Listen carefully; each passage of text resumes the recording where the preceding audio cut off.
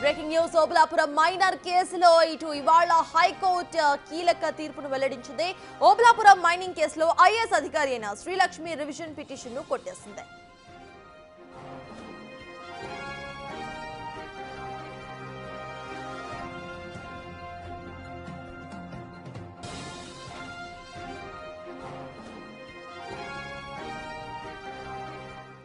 Obulapuram mining కేసులో ఇవాళ high court కీలక తీర్పును వెల్లడించింది. ఓబులాపురం మైనింగ్ కేసులో ఐఏఎస్ అధికారి అయిన శ్రీలక్ష్మి రివిజన్ పిటిషన్ ను కొట్టేసింది. గాలి జనార్దన్ రెడ్డికి చెందిన ఓఎంసీకి గనులు కేటాయించడంలో శ్రీలక్ష్మి కీలక పాత్ర పోషించారనే అభియోగం ఉంది.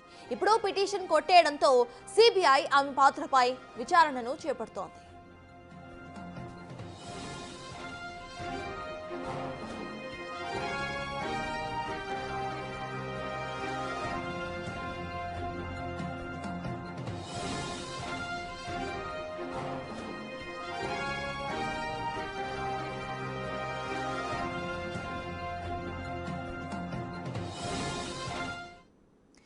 ఓబులాపురం మైనింగ్ కేసుకు సంబంధించిన పూర్తి అప్డేట్స్ మా ప్రతినిధి సురేష్ హైకోర్టు నుండి అందించడానికి లైవ్ లో సిద్ధంగా ఉన్నారు. సురేష్ చెప్పండి, ప్రెసెంట్ హైకోర్టు అసలు ఎటువంటి ఆర్డర్స్ ను ఇచ్చింది, అప్డేట్స్ ఏంటి?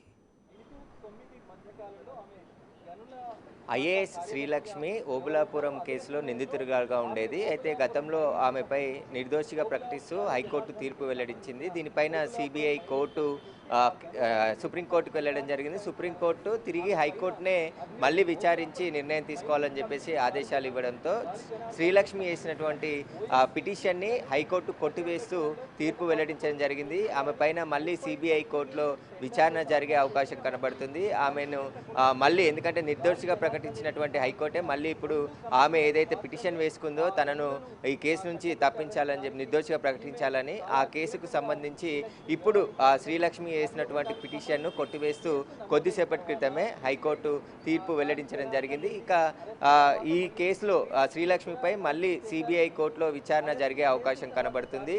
ఆమె పూర్తిగా, ఎందుకంటే గతంలో సిబిఐ వాదనలు వినకుండానే హైకోర్టు తీర్పు వెల్లడించిందని చెప్పేసి కూడా సుప్రీంకోర్టు దృష్టికి తీసుకెళ్లడం జరిగింది. అయితే ఓబులాపురం మైనింగ్ కేసులో శ్రీలక్ష్మి పాత్రనే చాలా కీలకంగా ఉంది. ఆమె గనుల శాఖకి పనిచేసింది ఐఏఎస్ అధికారిగా. అనుమతులు ఇవ్వడంలో కావచ్చు, ఓబులాపురం మైనింగ్ కేసులో చాలా కీలకంగా వ్యవహరించింది. ఆమెకు సంబంధించిన పూర్తి ఆధారాలన్నిటిని కూడా సిబిఐ కోర్టులో ఛార్జ్షీట్ రూపంలో సిబిఐ అధికారులు ఛార్జ్షీట్ రూపంలో దాఖలు చేయడం జరిగింది. కానీ హైకోర్టులో ఆమె వేసిన పిటిషన్కి విచారించి ఆమెని ఆ కేసు నుండి డిశ్చార్జ్ చేస్తూ గతంలో ఆమె నిర్దోషిగా ప్రకటించింది. దీన్నే సిబిఐ కోర్టు సుప్రీంకోర్టులో సవాల్ చేసి సుప్రీంకోర్టు దాకా వెళ్ళిన సిబిఐ మళ్ళీ హైకోర్టులోనే దీనిపై నిర్ణయం తీసుకోవాలి, సిబిఐ వాదనలు కూడా వినాలని చెప్పేసి సుప్రీంకోర్టు ఆదేశాలు జారీ చేయడంతో తిరిగి ఇరు వాదనలు విన్న తర్వాత ఈరోజు తీర్పు వెల్లడించడం జరిగింది. ఈ తీర్పు శ్రీలక్ష్మికి గట్టి ఎదురు దెబ్బ అనే చెప్పొచ్చు. ఎందుకంటే ఆమె గతంలో నిర్దోషిగా ప్రకటించిన కోర్టు ఇప్పుడు మళ్ళీ ఆమెని నిర్దోషి కాకుండా పూర్తిగా సిబిఐ కోర్టులో విచారణ జరిపించి ఆమెపై చర్యలు తీసుకోవాలని చెప్పేసి కూడా హైకోర్టు ఇప్పుడు ఆదేశాలు జారీ చేసింది. కాబట్టి ఇప్పుడు జరిగే విచారణ కూడా చాలా కీలకంగా ఉండబోతుంది. ఎందుకంటే ఓబులాపురం మైనింగ్ కేసులో గాలి జనార్దన్ రెడ్డి అక్రమ మైనింగ్ పాల్పడ్డాడు. అనుమతులు తీసుకున్న దానికంటే మొత్తం అక్కడ ఉన్నటువంటి ఖనిజ సంపదను అంతా కూడా దోసేసి కోట్ల రూపాయలు సంపాదించి అక్రమంగా ఏదైతే మైనింగ్కి సంబంధించింది విదేశాలకు ఎక్స్పోర్ట్ చేశాడని చెప్పేసి కూడా అభియోగాలు దాఖలు చేసింది. దానికి సంబంధించే సిబిఐ కోర్టులో వాదనలు వినిపించింది. అందులో సబితాంద్ర రెడ్డి, అప్పటి మంత్రిగా ఉన్నటువంటి సబితాంద్ర రెడ్డిని నిర్దోషిగా ప్రకటించి కొంతమందిని, గాలి జనార్దన్ రెడ్డితో పాటు కంపెనీ, అతనికి సంబంధించిన మరికొంతమందిని దోషులుగా తేరుస్తూ సిబిఐ కోర్టు గతంలో తీర్పు ఇచ్చింది. కాబట్టి పూర్తిగా శ్రీలక్ష్మి సమక్షంలోనే ఈ గనులకు సంబంధించిన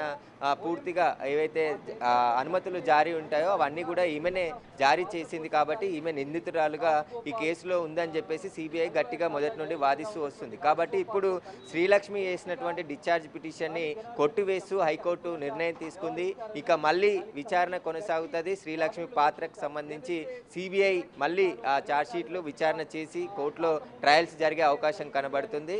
ప్రస్తుతం అయితే హైకోర్టు శ్రీలక్ష్మికి హైకోర్టులో గట్టి ఎదురు దెబ్బే తగిలిందని చెప్పుకోవచ్చు. అయితే సురేష్, ప్రెసెంట్ శ్రీలక్ష్మి ఏమైనా పిటిషన్స్ వేసే అవకాశం ఉందనుకోవాలా? దానికి సంబంధించిన అప్డేట్స్ మళ్ళీ ఒకసారి అడగండి రిపీట్. రైట్ సురేష్, అయితే ప్రెసెంట్ శ్రీలక్ష్మి మళ్ళీ ఇంకొకసారి ఏమైనా పిటిషన్ వేసుకునే అవకాశం ఉందనుకోవాలా? ఇప్పటికే ఆవిడని మళ్ళీ విచారించే అవకాశం ఉంది కాబట్టి ఆవిడ మళ్ళీ హైకోర్టుని కానివ్వండి లేకపోతే వేరే కోర్ట్స్ని ఆశ్రయించే అవకాశం ఉందనుకోవాలా?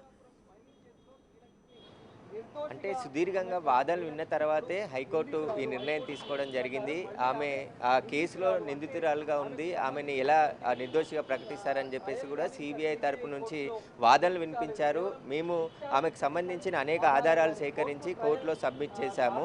ట్రయల్లో మా వాదనలు వినకుండానే ఏకపక్ష నిర్ణయం తీసుకున్నారని చెప్పేసి సిబిఐ గతంలో సుప్రీంకోర్టుకు వెళ్ళింది. కాబట్టి ఇప్పుడు సిబిఐ కోర్టులోనే ఇప్పటి వరకు జరిగిన విచారణలో శ్రీలక్ష్మిని మళ్ళీ నిందితురాలుగా చేర్చి సిబిఐ కోర్టులో విచారణ జరగబోతుంది. ఆ జరగబోయిన తర్వాత సిబిఐ నిర్ణయం తర్వాత మళ్ళీ హైకోర్టుకు వచ్చే అవకాశం ఉంది తప్ప ఇప్పుడైతే ఖచ్చితంగా సిబిఐ కోర్టులో ఈ కేసుకు సంబంధించి శ్రీలక్ష్మికి సంబంధించిన పాత్ర పైన పూర్తి విచారణ జరిపిన తర్వాతే తీర్పు వెల్లడించే అవకాశం ఉంది సిబిఐ కోర్టు. కాబట్టి ఇప్పటికే శ్రీలక్ష్మి పాత్రకు సంబంధించి అనేక ఆధారాలు ఓబులాపురం మైనింగ్ కేసులో ఈమె అప్పుడు ఐఏఎస్ ఆఫీసర్గా ఉంది కాబట్టి అనుమతులు ఇవ్వడంలో కావచ్చు, అందులో అక్రమాలకు పాల్పడడంలో శ్రీలక్ష్మి పాత్ర కూడా ఉంది అని చెప్పేసి సిబిఐ గుర్తించింది. దానికి సంబంధించిన పూర్తి ఆధారాలని సిబిఐ కోర్టులో కేసు నడుస్తుండగానే హైకోర్టుకు శ్రీలక్ష్మి వచ్చి ఆమె డిశ్చార్జ్ పిటిషన్ వేసి గతంలో తనను నిర్దోషిగా ప్రకటించాలి, నాకు ఎలాంటి సంబంధం లేదు అని చెప్పేసి హైకోర్టు ముందు వాదన వినిపించడంతో శ్రీలక్ష్మిని నిర్దోషిగా ప్రకటించారు. అయితే దీన్నే సిబిఐ సవాల్ చేస్తూ సుప్రీంకోర్టులోకి వెళ్ళి సుప్రీంకోర్టు దగ్గర వాదనలు వినిపించిన సమయంలో సుప్రీంకోర్టు తిరిగి హైకోర్టునే ఆదేశించింది సిబిఐ వాదనలు కూడా విని ఈ కేసులో నిర్ణయం తీసుకోవాలని చెప్పేసి కూడా మరొకసారి విచారణ జరపాలని చెప్పేసి ఆదేశాలు జారీ చేయడంతో సుదీర్ఘంగా వాదనలు విన్న హైకోర్టు ఈరోజు తీర్పు వెల్లడించింది. ఖచ్చితంగా ఈమె ఏదైతే ఆ కేసు నుండి డిశ్చార్జ్ చేయాలని చెప్పేసిన పిటిషన్ని కొట్టివేస్తూ సిబిఐ కోర్టు మళ్ళీ విచారణ జరపాలని చెప్పేసి కూడా